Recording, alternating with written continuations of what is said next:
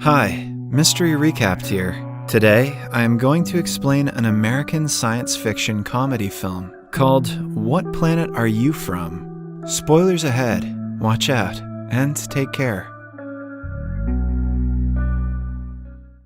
The movie begins on a planet far away from Earth that holds only male population. They are 1,000 times more advanced in technology and are highly evolved. The people of the planet reproduce by cloning. Because of this, their reproductive organs have shrunk and disappeared. No wonder they're so productive. The lack of females has caused men to evolve into emotionless creatures.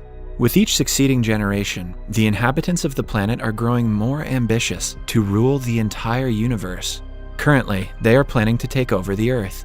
The ruler of the planet, Graydon, plans to breed a human-alien hybrid to use them for his own good. For this, they train their finest men to go to the Earth, woo a lady, and impregnate her. In the training, they are taught how to flirt and have sexual intercourse. The leader stresses them to compliment a woman's scent and her shoes, which is sure to land them a date. After days of training, they choose the best flirt of their kind, H14496, for the mission to Earth. He is going to be known as Harold Anderson. The leader asks Harold to be careful, because no matter the training, a name like Harold is going to make this difficult. Also, the people on Earth are unpredictable. Before he sets off for Earth, they attach him with an artificial appendage that will help him have sexual intercourse. On Earth, an airplane is in the air, flying to Phoenix, Arizona. All of a sudden, the pilots notice something flying towards them at great speed. Moments later, the mysterious force crashes into the plane and makes it move aggressively. The said forces were Harold and Graydon, who have now entered the plane through its toilet. They make fun of Earth's backward technology and revise everything about the mission one last time. Graydon wishes Harold luck and flushes himself off the plane. Following that, Harold gets out and immediately starts to flirt with the air hostess. Most of the passengers are shaken by the turbulence they just faced, so the woman thinks it is weird that the man is hitting on her. Wow, Harold is more like human men than he knows.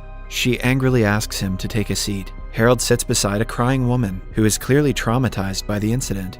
He compliments her shoes and her smell, but he gets no positive response.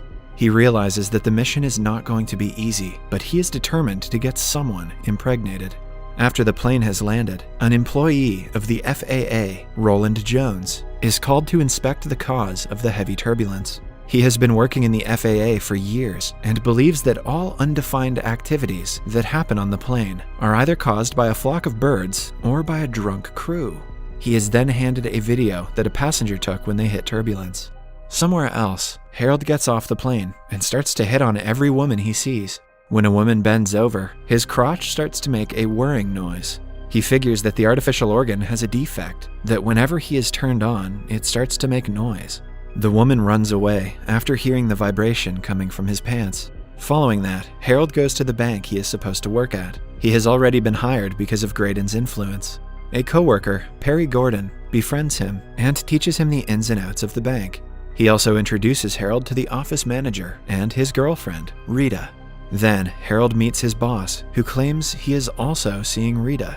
Somewhere else, Roland watches the video from the airplane, and for the first time in his life, he cannot explain what caused the turbulence. The challenge excites him, and he makes it his mission to solve the mystery.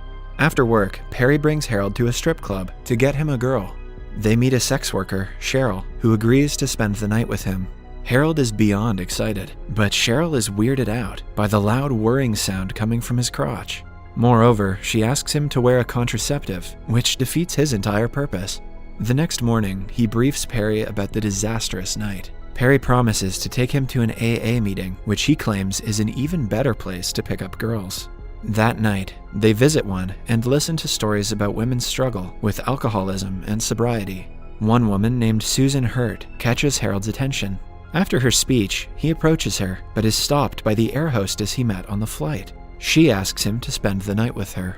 Outside, Perry accidentally bumps his car into Susan's car, and the two get into an argument. Somewhere else, Harold and the air hostess are in bed together. Everything goes well, until she gets a call from a married pilot who she loves. Harold comments that she is helping him cheat, which makes her kick him out. Roland's wife thinks that he is cheating on her because he has never been this excited to go to work. He tries to explain that he is excited about the incident that took place at work, but she doesn't believe him. At work, Perry's wife Helen comes to meet him. Harold is instantly attracted to her, but is disappointed when he finds out she is married. Moments later, he notices Susan talking to the receptionist. She has come to meet Perry to talk about the damages he caused the previous day. Harold introduces himself and asks her out immediately. Susan finds out that he was just at the AA meeting to look for girls and refuses to go out with him. However, a persistent Harold convinces her to go on a date. They go to a restaurant for dinner at night. Harold doesn't tell her much about himself and listens carefully when she speaks. Not knowing that he has been trained to do this, Susan is impressed. He also claims that his purpose in life is to have a child, which makes her believe he is not like a typical man. After dinner, they go back to her apartment. Harold hopes to get lucky tonight, but his plans are in vain when Susan reveals that she is saving herself for marriage. He panics and runs to the washroom to call Graydon. The leader advises him to do whatever is necessary to impregnate her, even if it means marriage. Somewhere else, Roland interviews the cabin crew to try to solve the mystery. The air hostess tells him that all the passengers were panicking, except for Harold, who seemed rather calm. When he checks the passengers list, he discovers no one of that name was aboard the flight. The air hostess reveals that she went on a date with Harold, and also tells him about the strange humming noise that his crotch made when they were together. The man now has all the reasons to believe that the unexplained turbulence was because of Harold and his vibrating crotch. Susan comes to visit Harold while he is at work. She hopes to go out for lunch to make up for the disastrous date. Harold brings up the topic of marriage and asks her if she has thought about marrying him since last night. Susan thinks he is joking, so to make her believe him, he gets on his knees and proposes to her. Even though she is taken aback, she doesn't decline his offer right away. Instead, she asks for some time to think about it. Later that day, she meets her friends to ask for their advice. All of them warn her against marriage, but Susan has already made up her mind. She claims that she is running out of time and cannot miss the golden opportunity. She calls Harold and agrees to marry him. A few days later, Harold does a week's worth of his paperwork and hands it to Perry. Following that, he takes a leave for the wedding. On his wedding day, Susan recites a paragraph-long vow, but he only says that he is very happy to marry her. They are announced husband and wife and sent on a honeymoon. Harold has sexual intercourse for the first time and is overjoyed. Back in the bank, Perry submits Harold's paperwork as his own. He also talks badly about him to his boss in order to get a promotion. When Harold gets back to work, Roland visits him. He inquires about the flight ticket of the plane he boarded to get to Arizona, but Harold claims he has thrown it away. To find out if the air hostess was telling the truth, Roland deliberately drops a Playboy magazine on the desk. Harold's crotch makes a humming noise, but he manages to hide it with a pencil sharpener. When he returns home that day, he hardly acknowledges his wife and her friends in the living room and walks to the bedroom. Susan is upset about his rude behavior, but is sympathetic when he says he had a bad day at work. He is also worried because Susan hasn't gotten pregnant yet. She assumes that because of her history of alcoholism, she cannot have a child. It doesn't mean much to her because she can still adopt a kid, but Harold hopes that that is not true. He then boards another flight to talk to Graydon. The man says that no matter what, he has to impregnate someone. If Susan cannot get pregnant, he will most definitely have to cheat on her. Somewhere else, Roland gets a call, reporting him of a similar jolt that a plane faced. When he finds Harold on the passenger list, he starts to believe that the man is not human. That evening, he follows Harold to the bar to keep an eye on him. Harold meets Perry's wife, Helen, who seduces him. The two return to her house, but Harold's appendage starts to malfunction midway. He runs to the bathroom and tries to restart it. Roland is outside the window, watching him. He takes a picture and runs away. Following that, Harold feels guilty for cheating on his wife and returns home. He is met with a pleasant surprise when Susan tells him she is pregnant. The couple is overjoyed at the news. Meanwhile, Roland's wife finds Harold's naked pictures in his drawer and assumes that her husband is gay. No matter how much he tries to explain that he is tracking down an alien, she doesn't buy his story. That is a very strange euphemism, Roland.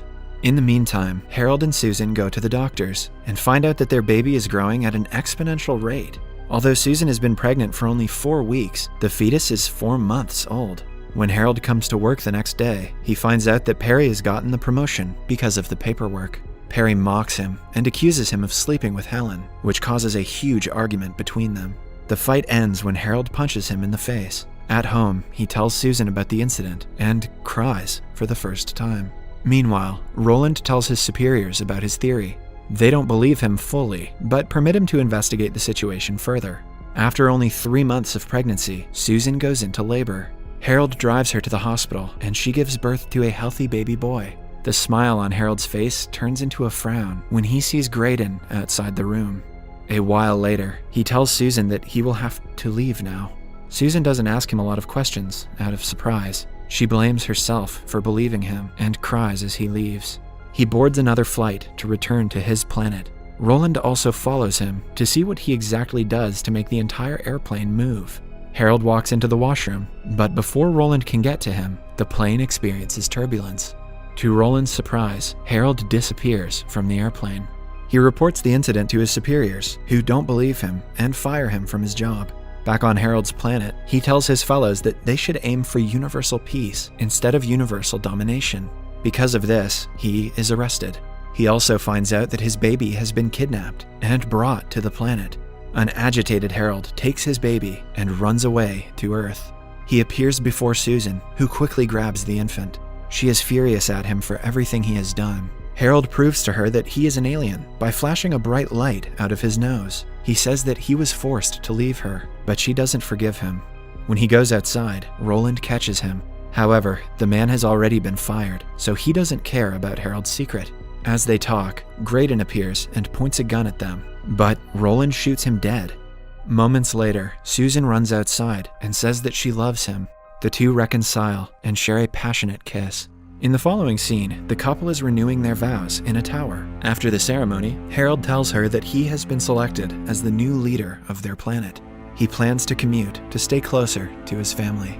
Subscribe for more videos like this, turn on notifications, and leave a like to help the channel out. Thank you for watching.